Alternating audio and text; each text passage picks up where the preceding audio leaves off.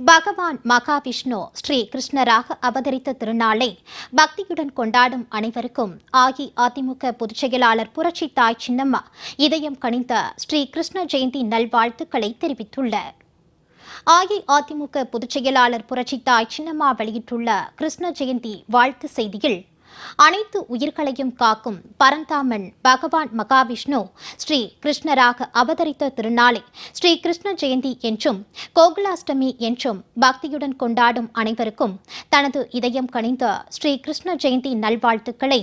மகிழ்ச்சியோடு தெரிவித்துக் கொள்வதாக குறிப்பிட்டுள்ளார்.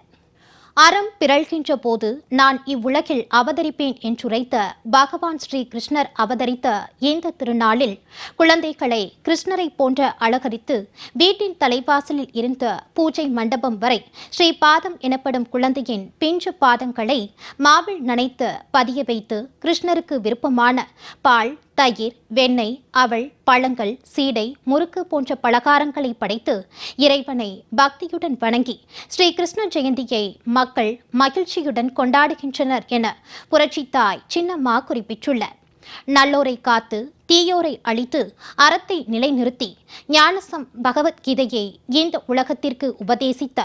பகவான் ஸ்ரீ கிருஷ்ணனின் திருவருளால் தீயவை அகன்று நன்மை செழித்து அனைவரும் மகிழ்ச்சியோடு வாழ வேண்டும் என ஸ்ரீ கிருஷ்ண பரமாத்மாவை மனதார வேண்டுவதாக அஇஅதிமுக பொதுச் செயலாளர் புரட்சி தாய் சின்னம்மா தெரிவித்துள்ளார்.